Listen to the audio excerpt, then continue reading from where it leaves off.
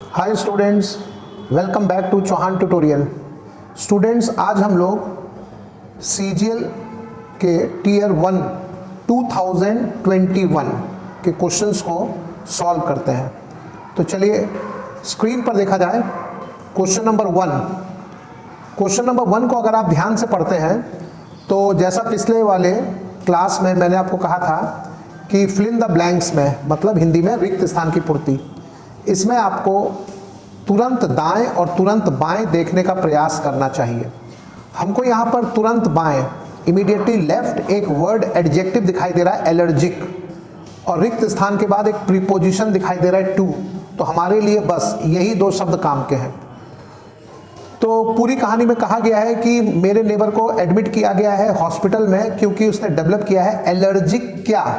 तो एलर्जिक के साथ जो अगला नाउन जो फिट बैठेगा और टू को भी ध्यान में रखते हुए वो है रिएक्शन, क्योंकि हम लोग जो दवाई कुछ लेते हैं तो उस दवा का हमारे शरीर पर एलर्जिक रिएक्शन भी हो सकता है।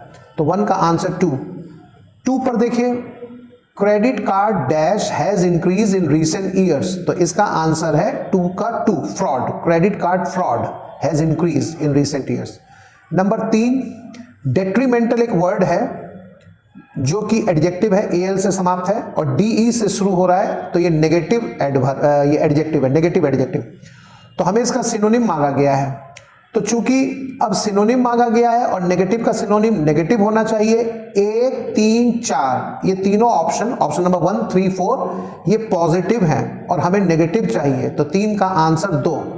4 पर आइए, ये है आपका सेंटेंस इंप्रूवमेंट। तो after the old building was pulled out. देखो पुल्ड आउट का क्या अर्थ है? पुल्ड आउट का अर्थ है बाहर खींचना।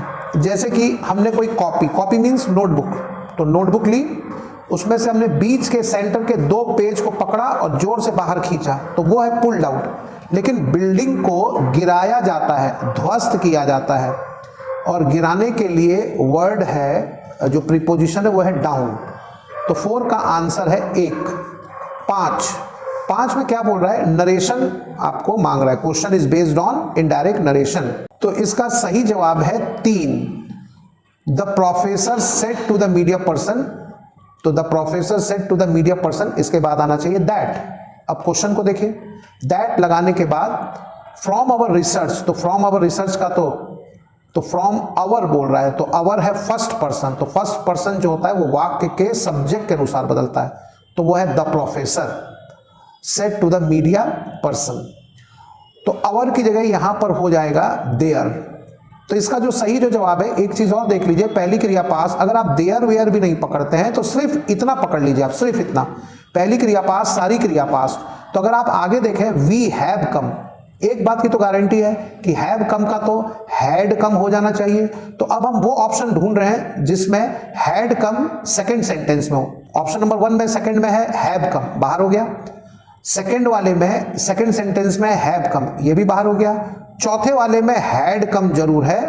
तो दोनों को, 3 और 4 को अगर आप मिला करके चलें तो आपको पता चलता है कि 4 में दैट कंजंक्शन का प्रयोग नहीं किया गया है, और नरेशन में हम लोग एक कंजंक्शन का प्रयोग जरूर करते हैं। तो 5 का आंसर है 3। 6 में एक उन्होंने इडियम्स एंड फ्रेज पूछा हुआ है, a bad egg. Bad egg का अर्थ है सड़ा हुआ अंडा। अब अगर हम किसी व्यक्ति को सड़ा हुआ अंडा अगर बोल रहे हैं तो इसका अर्थ है कि वो व्यक्ति बैड इन कैरेक्टर होगा, अनरिलायबल होगा। तो 6 का आंसर 1। देखिए एक चीज और जान लीजिए, मुहावरे में जो भी शब्द पूछे जाते हैं ना, उसका मीनिंग कभी भी डायरेक्ट होता ही नहीं है। जैसे अगर एग पर पूछा गया है तो एग वाला अब आंसर नहीं हो सकता। क्यों? क्योंकि मुहावरे में सब मीनिंग जो होता है वो छिपा हुआ अर्थ होता है, हिडन मीनिंग होता है, वो इम्प्लिसिट होता है, एक्सप्लिसिट नहीं होता है। जैसे हमने अगर ये कहा कि भैंस के आगे बीन बजाना, तो ना तो उसमें भैंस होगी मुहावरे में, जो अर्थ निकाला जाएगा, अर्थ में ना तो भैंस होगी ना ही बीन होगी, क्योंकि भैंस के आगे बीन बजाने का अर्थ है कोई फर्क नहीं पड़ना। तो इस लॉजिक से ऑप्शन नंबर 3 और 4 तो बाहर हो गए क्योंकि दोनों में एग्स हैं। अब 1 और 2 में से एक आंसर होगा, तो 1 is better. Question number 7, anxiety एक नेगेटिव वर्ड है। देखो अगर कोई वर्ड ए से एन से शुरू हो तो वो नेगेटिव मीनिंग में जाता है। तो हमको नेगेटिव पूछा गया है, हमको इसका पॉजिटिव आंसर चाहिए, एंटोनिम है तो 2, 3, 4 ये तो सब नेगेटिव मीनिंग है और हमारा तो आंसर पॉजिटिव होना चाहिए, तो 7 का आंसर 1। एक चीज और देखिए, 3 बराबर 4 है, क्योंकि पैनिक में आदमी जब नर्वस होता है तो वो पैनिक करता है, तो अगर 3 होगा तो 4 भी होगा, 4 होगा तो 3 भी होगा, इसलिए दोनों बाहर हो गए। और नंबर 2, रेस्टलेसनेस, अगर किसी भी वर्ड के अंत में लेस लग जाता है तो वो नेगेटिव होता है, जैसे मीनिंगलेस, कलरलेस, लाइफलेस, तो लेस लगने से वर्ड नेगेटिव, और हमको तो पॉजिटिव चाहिए, तो 2, 3, 4 तो ऑप्शन रूल्ड आउट, बाहर हो गए, तो 7 का आंसर 1। 8 पर आइए, ब्लेमिश का अर्थ है धब्बा, तो ये नेगेटिव वर्ड है, हमको इसका एंटोनिम चाहिए, तो एंटोनिम पॉजिटिव होगा। डैमेज, नष्ट होना, नेगेटिव वर्ड गया। स्टेन, दाग, धब्बा, जैसे आप बोलते हैं स्टेनलेस स्टील चम्मच, तो स्टेन, धब्बा, ये भी नेगेटिव है। डिश वाला तो वैसे ही नेगेटिव हो गया, तो ये 3 तो बाहर हो गए, तो आंसर है 2। 9 पर आइए, हमको इसमें बताना है कि किसका स्पेलिंग गलत है। तो गलत के लिए अगर हम देखें तो मैग्निफिशिएंट भी सही है, MAGNIFICIENT,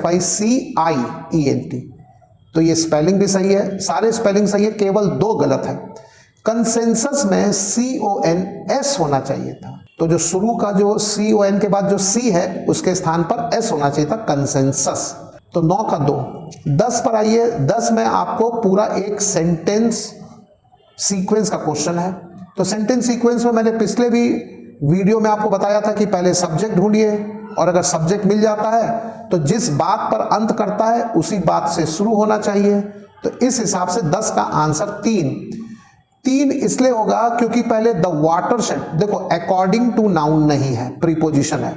सी, इट, वो प्रोनाउन है, नाउन नहीं है। डी, दैट, वो भी नाउन नहीं है, तो बी में शुरू हो रहा है द वाटरशेड, ये नाउन है, द के बाद नाउन आता है, तो द वाटरशेड से शुरू होना चाहिए, और वाटरशेड में किसी योजना के बारे में बता रहा है। The watershed of all studies of the nervous system was an observation made in 1889 by Spanish scientist Santiago Ramon y Cajal, ये नाम है। तो बी के बाद सी इसलिए होगा, बी के बाद ए इसलिए होगा। अब जरा ए पढ़ो, अकॉर्डिंग टू हिज हाइपोथेसिस, उसके सिद्धांत के अनुसार, किसके सिद्धांत के अनुसार?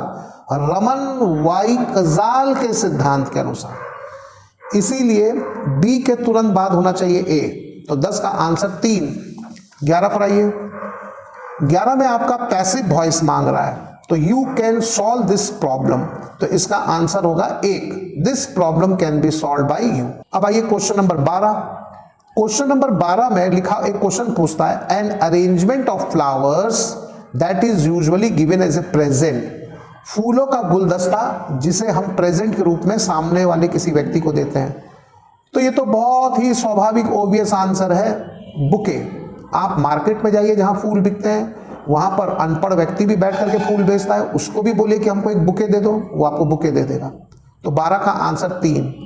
बुटीक तो वो है जहां पर ड्रेसेस बिकती हैं, कपड़े, जैसे महिलाएं जो कपड़े बनवाती हैं, सिलवाती हैं, तो बुटीक।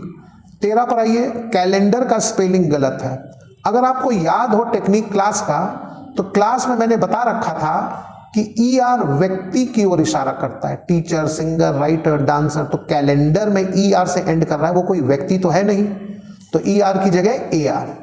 अब आइए क्वेश्चन नंबर 14 में क्या करना है कि आपको एक एरर बताना है, तो शुरू से पढ़िए। मॉडर्न साइंस, साइंस तो सिंगुलर नाउन है, तो उसके लिए हैव कहां से लगेगा? उसके लिए लगना चाहिए हैज, तो 14 का आंसर 1। चलिए क्वेश्चन नंबर 15 पर आइए। टैग, हम लोग नहीं बोलते प्राइस टैग, तो यहां पर टैग जोड़ने वाला वर्ब नहीं है। देखो टैग दो चीज है, एक नाउन है, नाउन में तो उसका मीनिंग है लेबल, जैसे हम लोग घड़ी में देखते हैं प्राइस टैग लगा रहता है 12,000 की घड़ी, कपड़े में भी टैग लगा रहता है प्राइस टैग। तो जब ये टैग नाउन की तरह काम करता है तो इसका मीनिंग होता है लेबल, और अगर ये वर्ब की तरह काम करता है तो इसका अर्थ होता है जोड़ना, टू ज्वाइन। तो 15 में नाउन मांग रहा है तो 1। Question number 16, one word substitution देना है उसके लिए जो कि one who does not believe in the existence of God, not believe बोल रहा है, नॉट, तो नॉट है तो अभी हमने थोड़ी देर पहले भी बताया था और पहले वाले वीडियो में भी बताया था कि नॉट बोले तो ए और एन से शुरू होना चाहिए। थी का अर्थ है गॉड, THEI, और इसका सही जवाब है एथीस्ट, इस्ट व्यक्ति, थी गॉड और ए का अर्थ नहीं, तो 16 का 1। 17 में सेंटेंस इंप्रूवमेंट है, द एप्पल ए डे, ये अंडरलाइन है और इसमें आपको गलती बताना है।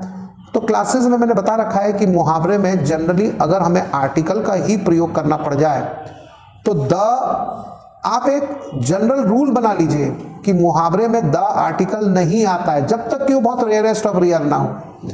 तो आप एक थंब रूल बना लीजिए कि मुहावरे में द का प्रयोग नहीं करेंगे, ए और एन का प्रयोग बड़े आराम से हो सकता है। तो 17 का आंसर 2। अब आइए क्वेश्चन नंबर 18 में एरर पकड़ना है। रणबीर कुड नॉट वेंट, बस इसी में गलत हो गया। Will, would, can, could, shall, should, may, might, must, do, did, does, to के बाद first form of the verb प्रयोग होता है और वेंट तो V2 है, गो, वेंट, गॉन, तो यहां पर वेंट की जगह गो होना चाहिए था, तो इसलिए रणबीर कुड नॉट वेंट वाला गलत हो गया, तो आंसर है 2। क्वेश्चन नंबर 19, तो 19 का आंसर है 3। इसमें आपको क्या करना है, सेंटेंसेस को सेट करना है, ये सेंटेंस सीक्वेंस का क्वेश्चन है। तो पहले लक्ष्मी नाम की लड़की है, वो अपने पिताजी से कहती है कि dad I need to speak to you, पिताजी मैं आपसे बात करना चाहती हूँ। उसने ऐसा बोला, अब पिताजी बोलेंगे ठीक है बोलो, क्या बोलना चाहती हो बोलो, पिताजी उसका जवाब देंगे। फिर वो लड़की बोलेगी कि आप मेरे लिए प्लीज एक स्कूटर खरीद दीजिए। फिर पिताजी अगले बार या तो कहेंगे ठीक है खरीद देता हूं, या फिर वो कहेंगे कि नहीं तुम अभी बहुत छोटी हो, अभी मैं तुम्हारे लिए स्कूटर नहीं खरीदूंगा। तो 19 का 3। क्वेश्चन नंबर 20, मुहावरा पूछा गया है टाइड समवन ओवर, तो ओवर है टाइड ओवर, तो टाइड ओवर का अर्थ ही होता है हेल्प करना और खास करके पैसे से।